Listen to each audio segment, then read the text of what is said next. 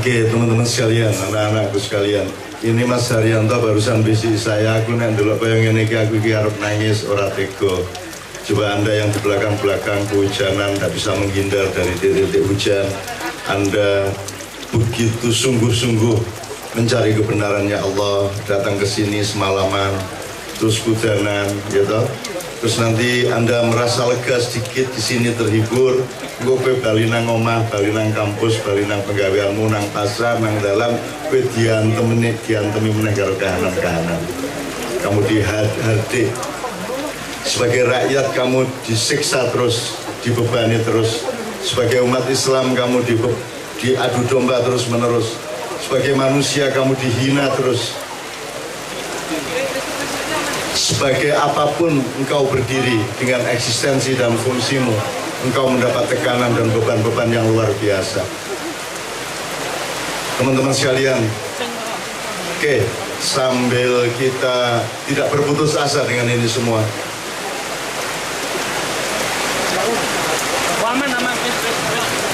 sambil terus menata tempatnya ya, bismillah ya. Wes ngatik rapopo wes. Ya, ngatik. Oke, teman sekalian ya. Ora aja yang ini gue, ya aku ya. Gantian gue.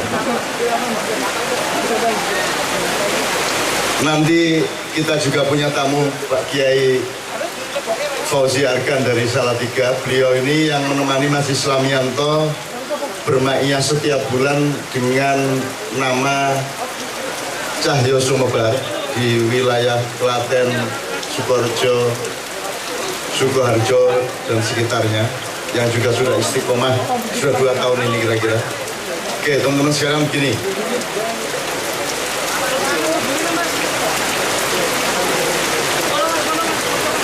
Kalau kita diajak ngomong kalah atau menang, Anda dan saya ini orang yang kalah atau yang menang?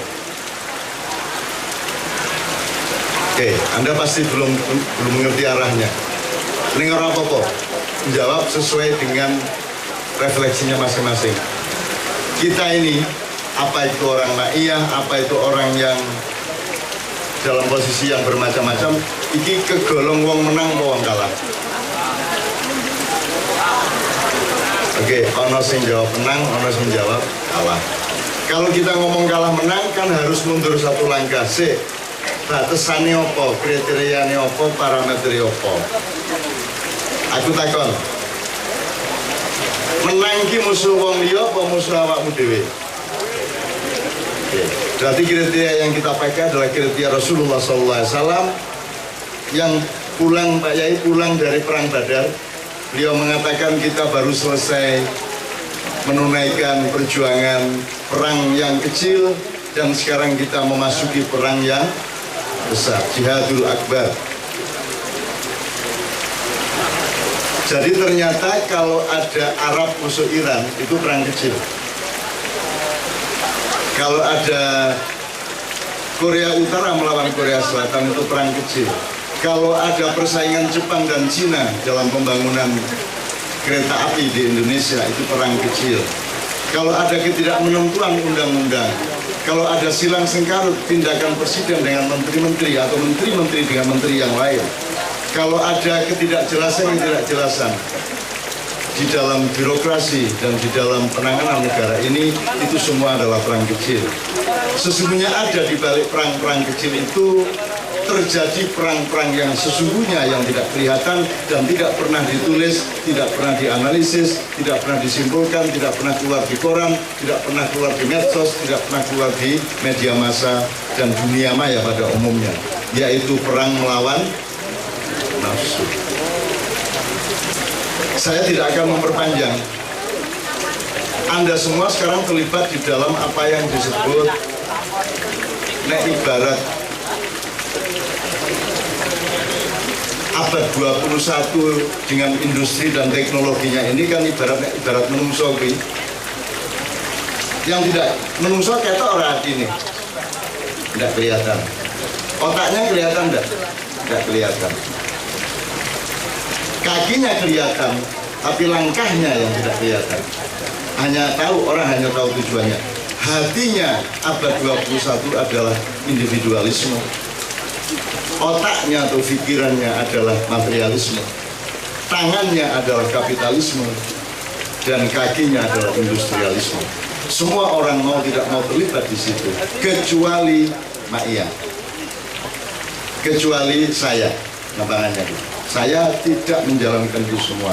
Anda tahu saya sudah mundur dari media massa, mundur dari negara, mundur dari institusi apapun, mundur dari karier dan apapun saja. Saya puasa dari itu semua sejak 1998 pertengahan tahun atau 2 hari setelah Soeharto turun. Nanti kita omongkan, tapi intinya adalah saya tidak pernah mengizinkan diri saya melampiaskan hak-hak saya.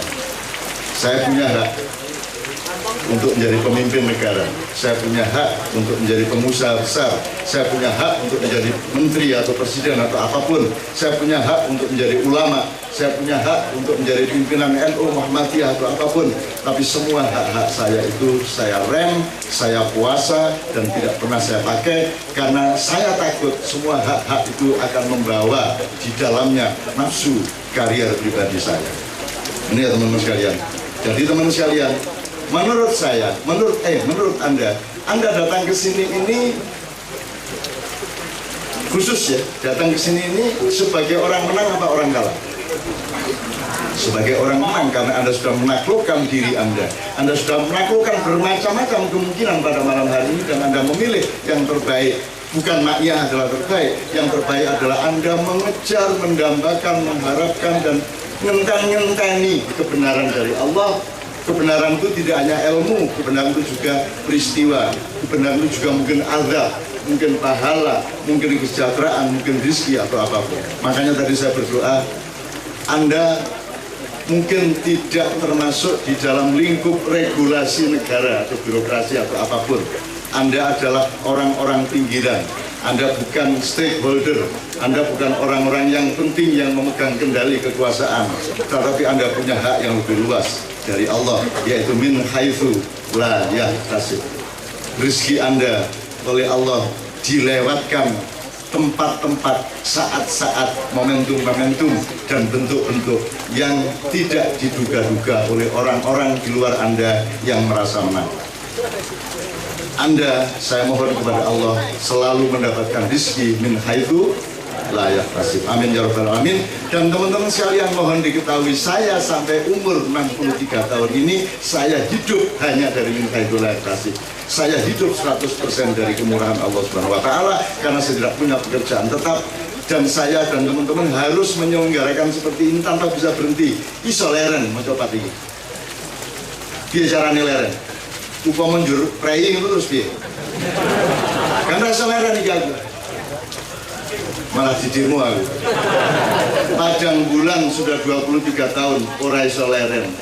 Mencopat Syafaat sudah 18 tahun ora iso leren. Gambang Syafaat Semarang, Kenduri Cinta Jakarta, Bambang Wetan Surabaya, Manegis Putro di Magelang, Larok Kaprawiran di Madiun, Juburan Syafaat di Purwokerto dan sekitarnya, Ambengan di Lampung dan lain sebagainya. Ora iso leren, gelem ora gelem kudu terus.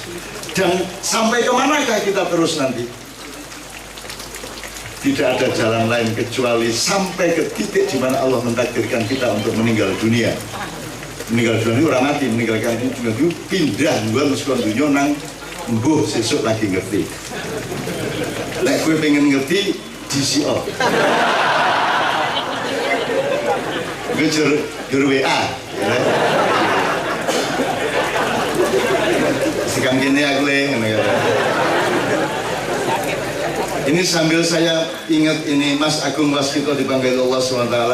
Mas Agung Waskito itu teman Kiai Kanjeng di bidang teater, sinetron dan musik.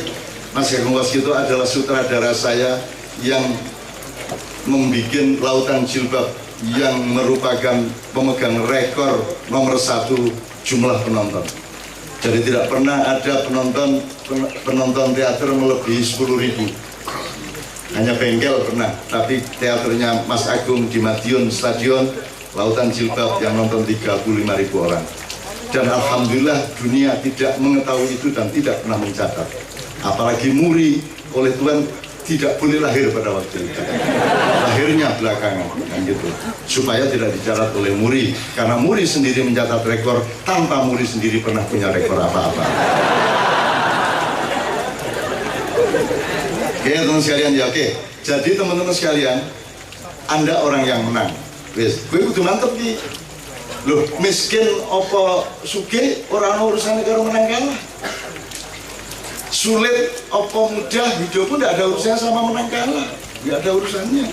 Urusannya adalah kamu menang apa tidak melawan yang tidak benar dalam dirimu, kan begitu.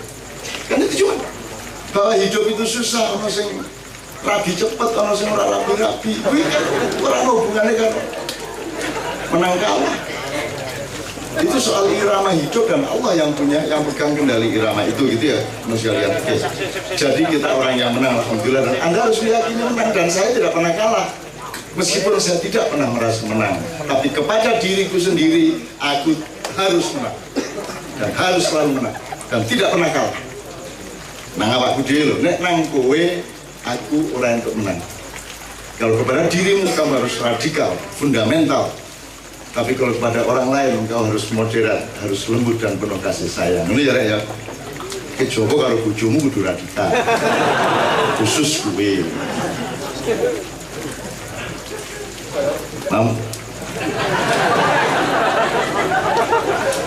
Gue sisa radikal, Bro. Oke, ini saya pelan-pelan. Jadi menang ya. Menang lawan dirimu. Gini, tadi kita cerita sama Yai Fauzi. Gue gelem tak dudui wong-wong sing kok kagumi kuwi ada dalam daftar buku protokol keuangan cendana. Jadi daftar ribuan orang, tokoh maupun bukan, organisasi atau individu yang oleh Soeharto dikasih duit atau yang minta duit sampai beliau meninggal. Itu ada buku tebal sini, tapi tidak boleh diterbitkan oleh Pak Harto. Saking mulianya Pak Harto, dia melarang itu diterbitkan karena akan merusak persatuan bangsa. Godo gelo orang pemimpin-pemimpin ini.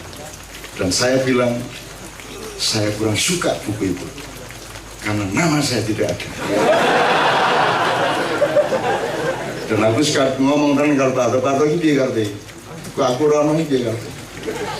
Kok oleh diskriminasi kalau aku. Loh, apa Cak Nun butuh duit? Loh, butuh, gila apa? Kalau diiming-imingi Pak Harto duit, ya pengen, gila apa? Tetapi jangan dipikir saya akan benar-benar mau menerimanya, karena seingin-inginnya aku lebih kuat iman dan harga diriku. Oh, terus tadi ada contoh lain. Wes Pak Mustafa iki ya. Ketoke kan ora ana lanange. Ora maksud iki dia tonjolannya kan manusianya, kemanusiaannya bukan kelelakiannya, ya toh? Ya toh? Jadi dia lebih manusia daripada laki-laki. Ono wong sing kemelanangan ngene kok. Nek iki kan kamanusan. Jadi apa njur sing nek ana cah wedok ayu, apa njur sing mesing kira-kira jatuh cinta sing tertarik ku ngopo sing gandeng-gandeng kaya Yoyo Blodong, Joko Kamto, njur rumah samu nek Mustafa orang tertarik ora kaya wong wedok, seneng ora? Pasti seneng orang wedok. Nek ora Gusti Allah kecewa. Asmi, bener. Aku gawe ayune kaya ngono ora tertarik. Pasti tertarik. Tetapi teman-teman sekalian, jangan dipikir setertarik apapun bisa mengalahkan disiplin imanku, kan begitu. Tetep ayu kaya ngopo, tetep bojoku ya kuwi dunya akhirat titik. Ya ora? Ngono wong urip ki ngono kuwi. Nek tertarik karena nek ora berarti lagi bete ya kan? Jelas ya Mas ya? Jadi tidak ada orang suci, yang ada adalah orang berjuang untuk suci, benar ya? Tidak ada orang hebat, yang ada orang berjuang untuk mudah-mudahan dikasih kehebatan oleh Allah. Oke, jadi sekali lagi kita menang ya, lagi menang ya. Dan tiap hari kita mungkin kalah lagi, tapi kita terus berusaha untuk menang lagi. Ngono, rak wong murid ngono kuwi.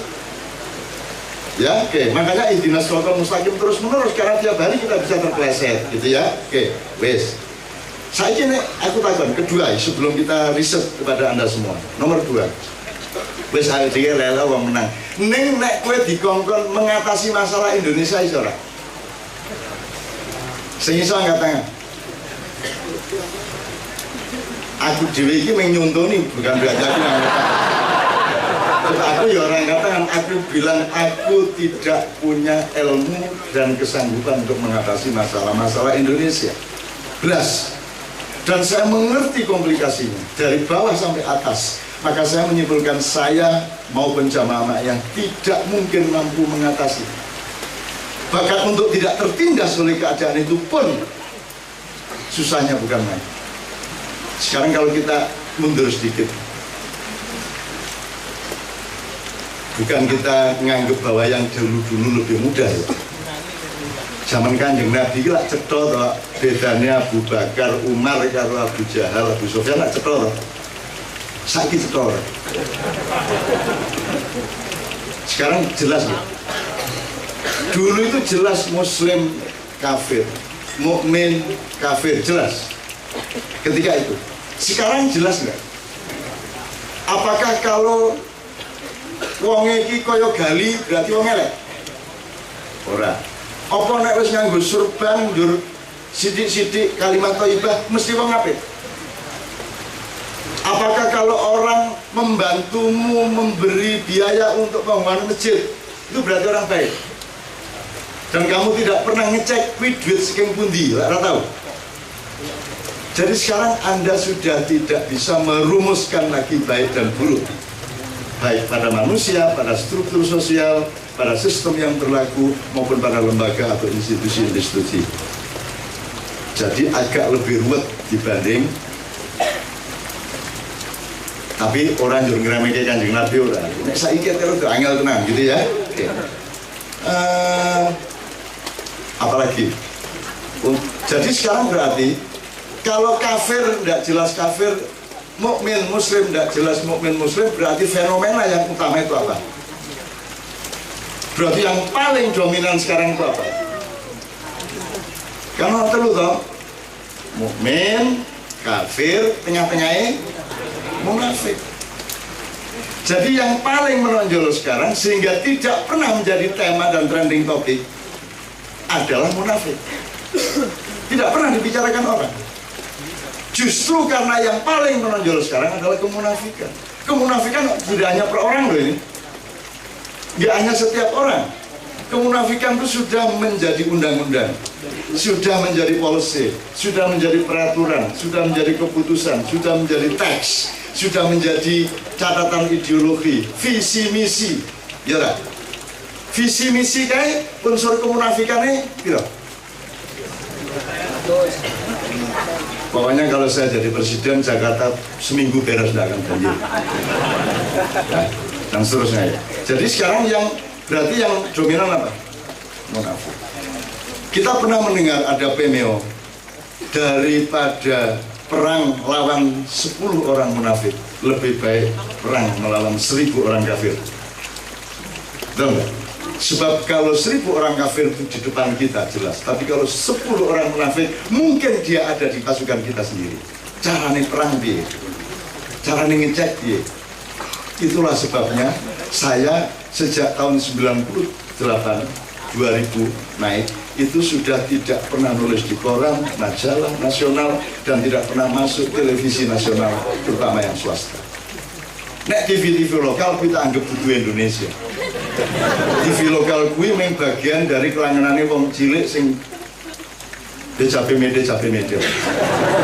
Saya anggap itu bukan konstelasi nasional global. Itu kan kelangenan di antara kita. Tapi kalau TV nasional saya tidak pernah masuk, dan sesungguhnya saya pernah punya cita-cita. Andaikan semua ustadz dan kiai kompak untuk tidak tampil di televisi, dan andaikan semua televisi itu tidak ada lagi acara-acara agama, tidak ada pengajian, tidak ada Indonesia Damai, komuner.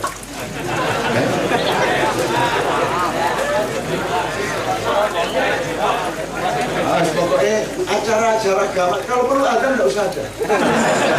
Saya sangat setuju. Ini terus terang. Saya sangat setuju di televisi nasional tidak ada unsur agama sedikit pun. Tidak ada ustadz ceramah, tidak ada orang. Supaya jelas bedanya malaikat dan setan. Supaya jelas TV itu apa. Supaya jelas Islam itu apa. Menurut aku. Tapi kan sing wani ora tampil, sing wani nahan nafsu sampai berpuluhan tahun, sing wani ora ya wis ora terkenal ora apa-apa.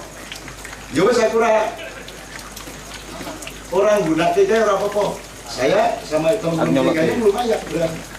Berani itu artinya jadi ketir-ketir.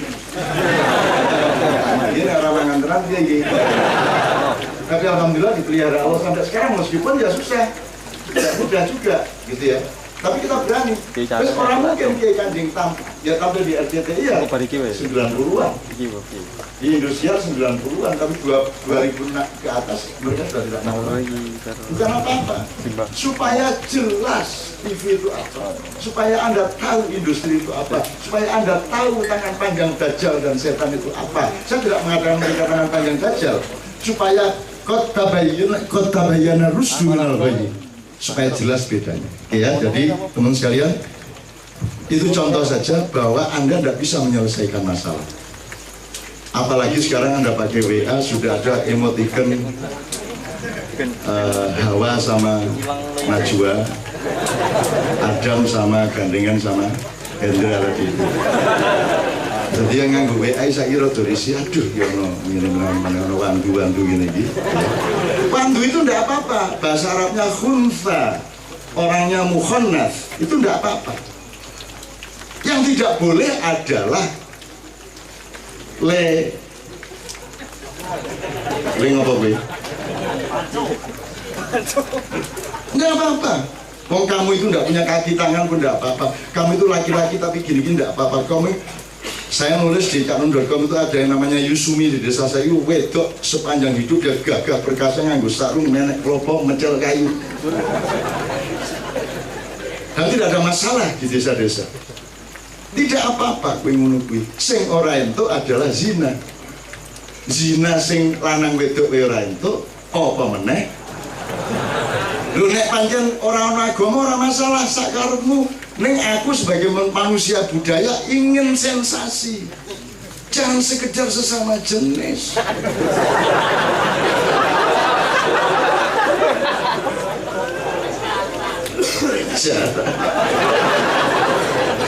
Jarane sing kowe ini apa jarane kowe dijarani apa kowe njarani? Ayo aku jadi kalingan asal usulnya sapi gede-gede gitu. Wes Nabi Nuh yus kabeh ya dimot ning kapale. Jadi supaya karena perjalanan kapal itu dengan banjir yang tidak jelas itu kan jangan sampai kapalnya nanti kepenuhan karena pada beranak binatangnya, jadi populasi harus di stop. Maka alat kelaminnya dikumpulkan, disimpan di sebuah gudang, digembok. Itu ora iso ngopo-ngopo sepanjang di perjalanan dari Bojonegoro sampai Turki itu tidak terjadi. Ini ceritanya. Begitu mendarat di Turki, sekarang disebut Turki, wah wes beres akhirnya antri di depan gudang itu njupuk alat kelaminnya masing-masing. Dan sing paling cepet melayune jarang. Wis ora bisa diorganisir sing cakku sing diso watone sing gede dhewe dijupuk. Aku jarang metu jerantal kayak sapi lagi antri. Pas jarane melayu, gede banget.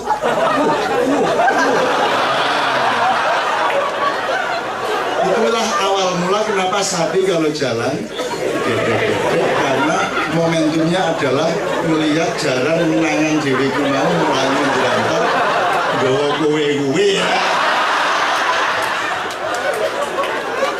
Ya guyon kuwi ya, guyon aja njur kuwi didramatisir karena sekarang itu kan hutan rimba, medsos, media dunia maya itu kan hutan rimba. Ini saya kasih contoh aja ya. Jadi misalnya gini, Kan apa saja, saiki aku ngomong ini kan bisa dimuat, saiki langsung bisa. Dan itu kan bisa merusak macam-macam karena belum tentu cocok saya ngomong di sini terus dibaca dan didengarkan di tempat sana, betul enggak? Wis saiki ning ngene. Anakmu takon nang ibune, "Bu, kula biyen laire liwat pundi to?" Mungkin ibu bojomu jawab piye? Apa kene lho nak? Ya mungkin. Apa transparansi? Tidak harus diaurati, harus dibohongin secara baik good life. Kebohongan yang baik. Ini gini loh, kelek gini anu kan jawab. Terus nanti begitu ditayangkan video di WA di medsos, terus dituduh ini sama Islam radikal. Menurut MH, manusia itu lahir dari kelek. Itu menentang Al-Quran. Oh, biar. Bahayanya sampai tingkat itu teman sekalian. Oke ya? Oke. Ini contoh aja supaya nanti ketika kita riset dan kualitatif itu kita ngerti bahwa kita ini harus saling melindungi di antara kita. Meskipun saya tidak butuh dilindungi karena yang bisa melindungi saya hanya Allah. Anda juga begitu. Anda tidak perlu menagih saya untuk melindungi Anda karena Anda pasti dilindungi oleh Allah. Tetapi di antara kita mari berjanji untuk saling menyelamatkan dan melindungi. Sebab engkau nek kue mencelakai orang, percayalah bahwa yang celaka engkau, bukan orang yang kau celakai. Mulane gawe wabal kuwi ceritane. Mergo mesti ngono kowe. Bahwa bentuke kowe urung ngerti saate kapan kowe kena wabal kuwi. Itu terserah Allah. Kita tidak usah menentukan. Parah apa tidak, apa kakimu sakit, apa motormu kebakar, apa rumahmu konslet atau macam-macam, warungmu bangkrut, atau apapun, pikiranmu bunut berhari-hari, stres, macam-macam, terserah Allah. Kita tidak mengharap apa-apa. Tapi barang siapa mencelakai orang, dia yang akan lebih celaka daripada yang dicelakai. Ini ya. Nah, teman-teman sekalian, sekali lagi kita kan tidak bisa mengatasi masalah Indonesia. Maka kita hanya bergantung kepada keadilan Allah sekarang ini.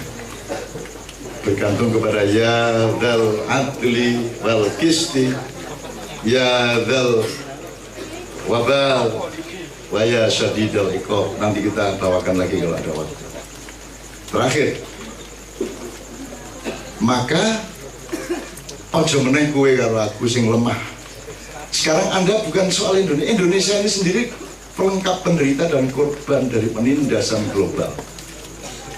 Anda tahu soal lagi BT itu kan dibiayai resmi oleh PBB. Adu domba antar umat Islam itu resmi Anda diadu domba. Dan kita alhamdulillah tidak pernah menikmati adu domba itu. Untung kita punya Omar Rama. Adu domba. Ya nambah bagaimana? Adu domba ya. Jadi kita tidak akan teradu domba. Pernah Anda menemukan saya menjawab orang yang ngelek-elek aku sak huruf ya? Aku ora tau jawab, aku ora tau meladeni, aku ora tau berdebat ora. Kue ojo meneh ngelek-elek aku, memfitnah aku, memaki-maki. Kue mateni aku ora masalah kok. Masalahmu ora karo aku, karo sing duwe aku. Bener Mas? Nah aku sejak sekarang aku sudah bersumpah memaafkan semua makhluk Allah di muka bumi. Wis tak ngapura, tak junjung kabeh. Islami, delok, si, bekulen junjung, aku junjung kabeh tak junjung. Padahal semua tahu ini orang jahatnya luar biasa sama saya, tapi itu tak junjung. Dan dia jangan sampai tahu bahwa saya tahu dia menjahati saya. Lah enak tau gue, lu penak tenang gue. Dan aku rasa salah menurut orang masalah. Saya hanya punya masalah kalau saya tidak berani mengatasi diri saya. Kalau saya tidak mampu memenangkan perang melawan nafsu saya dan ambisi dan egoisme atau egosentrisme saya. Kan gitu. Nah, itulah sebabnya kita bikin wabah. Nah, teman-teman sekalian, menurut saya, Pak Haryanto dan para direktur maknya, Anda malam ini kan dalam peristiwa hijrah. Anda ini sedang tidak mampu mengatasi situasi di Mekah dan Anda sedang berhijrah ke Madinah, dan mudah-mudahan Allah memanjangkan umur Anda semua, dan syukur saya juga ikuti panjangkan umur sampai nanti tiba saatnya Fathu Makkah. Fathu Makkah akan tiba. Fathu Makkah itu di Mekah, ini kan Mekah. Fathu Makkah adalah urusan kita sekarang. Yaumul Marhamah. Ini kan barusan lewat hari Valentine, apa ya? Valentine apa Valentine? No? Ya, sebenarnya kalau Anda mau, setiap Anda bikin setiap tahun itu ada Yaumul Marhamah pas ulang tahun Fathu Mekah itu. Yaumul Marhamah itu artinya hari kasih sayang. Ini sekedar untuk mengingatkan aja. Jadi Rasulullah itu punya istilah Yaumul Marhamah. Jadi ketika sekitar 4.000 atau 6.000 tentara kafir itu ditaklukkan, diselinting kayak, terus Rasulullah pidato, ya ayyuhan nas inna hadzal yaum laisa yaumul malhamah walakinna hadzal yaum yaumul marhamah wa antum tulaqa. Wahai umat manusia, wahai saudara-saudaraku yang menjadi tawanan perang, kalian, aku kasih tahu bahwa hari ini bukan hari pembantaian. Artinya mereka tidak akan diapa-apakan. Yaumul malhamah nganggo L, berarti hari pembantaian, itu hari lahem itu kan panganan. Jadi malhamah itu kue di tangan. Ini bukan hari pembantaian. Walakin hadzal yaum yaumul marhamah, ini adalah hari kasih sayang. Dan aplikasi kasih sayang di dalam Islam adalah memerdekakan orang, membebaskan orang yang sebenarnya sudah menjadi tawanan, dibebaskan oleh Rasulullah SAW. Itu. Ini saya sudah cerita berkali-kali di dunia. Cuman bagi yang semesteran pertama, mudah-mudahan belum pernah mendengar. Kita singar-ngar tuh semester pertama lagi. Jadi Yaumul Marhamah beda sama Valentine. Bukan hanya percintaan laki-laki dan perempuan satu orang, tapi pembebasan manusia, kemerdekaan manusia. Bahkan ditambahi dengan bonus pampasan perang. Jadi para 6.000 tentara itu dipersilakan lewat pintu sana, pintu sana, pintu sana.